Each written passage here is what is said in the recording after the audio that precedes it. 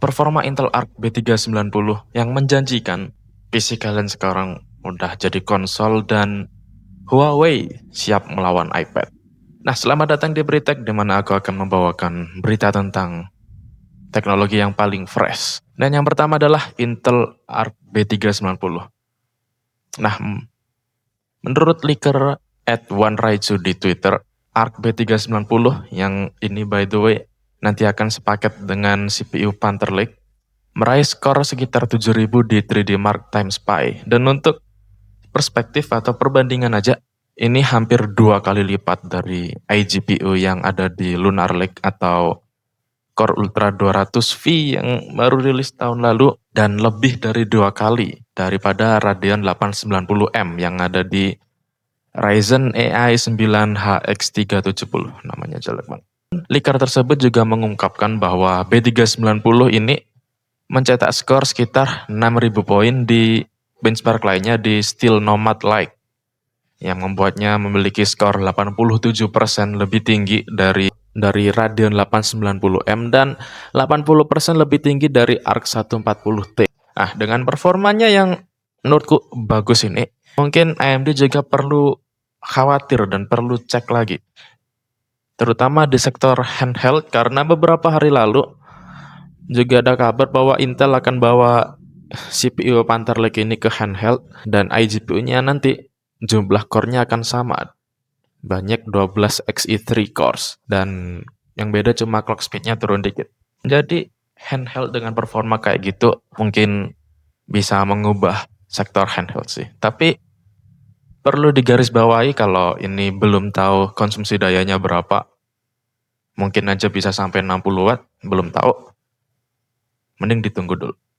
Nah, lalu ngomong-ngomong soal handheld, sebentar lagi kalian bisa mendapatkan pengalaman kayak konsol di PC kalian, karena Microsoft telah membawa Xbox Full Screen Experience ke Windows 11 yang versi standar. Nah, fitur ini sekarang udah ada sebagai preview di Windows 11 Insider build 26.20.7271 di channel beta dan dev. Untuk menggunakannya, teman-teman juga harus daftar ke Xbox Insider PC Gaming Preview-nya juga.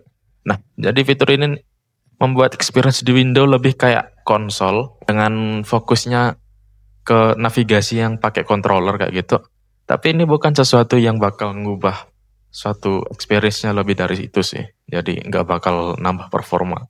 Mungkin perbandingannya kalau pernah nyoba Steam Big Picture kayak gitu, kurang lebih kayak gitu, tapi ini versi Xbox. Nah, di build sekarang ini masih ada yang kurang, kayak virtual keyboard untuk user controller masih belum ada. Dan juga kalau nggak pakai touchscreen juga nggak muncul. Dan beberapa aplikasi juga masih agak bermasalah kalau dipaksa pakai fitur ini. Nah, tapi kalau pengen coba, bisa buka dari Task View, Game Bar, atau Windows plus F11. Kalau fiturnya udah dinyalain di setting. Nah, ngomong soal Windows, di build yang sama ini juga Microsoft menambah update untuk File Explorer agar lebih cepat. Nah, jadi mereka menambah update ini, jadi sebelum teman-teman buka File Explorer, mereka udah preload dulu di background.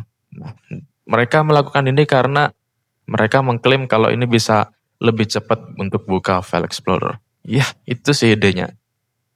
Makan resource di background biar lebih cepat bukanya, sepersekian detik doang. Nggak tahu kenapa Microsoft masih ada dan Windows juga masih kayak gitu. Namun kalau pengen matiin fiturnya itu, tinggal buka File Explorer, lalu ke folder options, lalu pilih tab view dan hapus centang enable window reloading for faster launch times.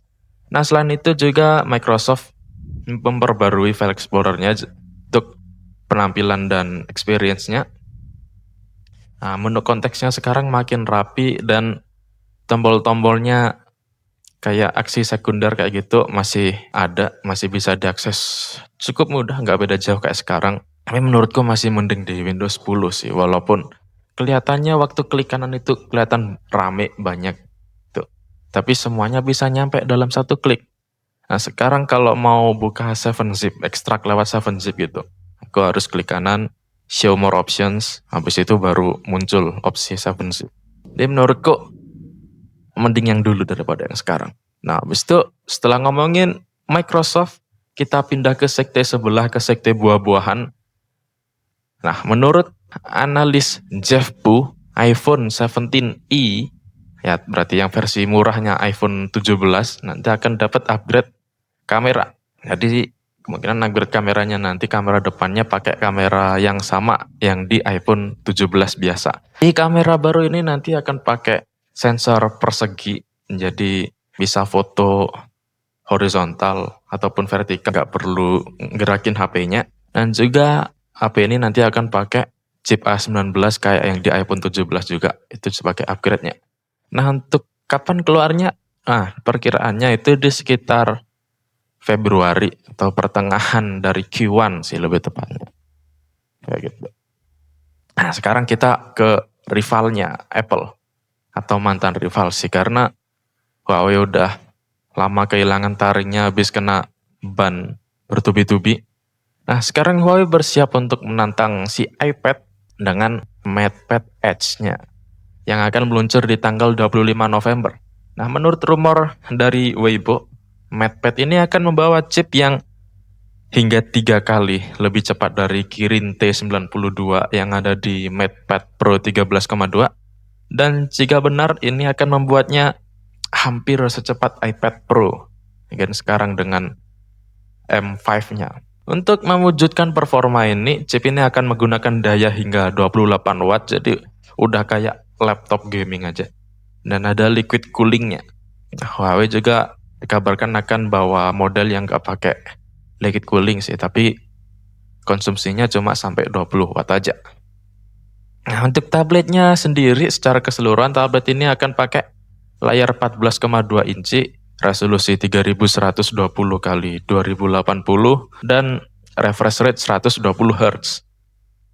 Tablet ini punya ketebalan 6,62 mm dan bobot sebanyak 780 gram, dan nanti juga bawa 12.800 mAh baterainya dengan charging hingga 140 watt. Ya, juga nanti akan ada 6 speakernya. Jadi lumayan kalau mau jedak-jeduk gitu. Nah, tab ini nanti tentu aja akan pakai Harmony OS-nya Huawei. Nah, tapi ada kabar lagi kalau tab ini nanti bisa jalanin app Windows. 13.000 app Windows tepatnya. Dan bahkan bisa support DirectX 11. Mungkin bisa main game Windows, mungkin aja. Kalau bisa keren sih. Nah, aplikasi Windows yang resmi didukung ini juga termasuk aplikasi kayak Adobe, kayak Photoshop dan semacamnya. Kalau bisa rilis di Indo lumayan sih, jadi pengganti laptop. Dan kayaknya tab Huawei juga sekarang udah lumayan naik daun. Karena di tempat kerjaku sebelumnya beberapa dari rekanku pakai tab Huawei. Walaupun kerjanya cuma dokumen kayak gitu doang sih. Atau kadang juga gaming gitu, tapi nggak ada yang benar-benar serius atau butuh berat gitu. Nah, tapi kalau kalian ada yang pernah pakai tab Huawei, gimana? Ceritain pengalamannya di komen di bawah. Nah, itu aja hari ini. Like kalau suka, subscribe agar bisa terus ikut update-nya. Dan untuk source dari beritanya kan ada deskripsi di bawah. Dan gitu aja. Bye-bye.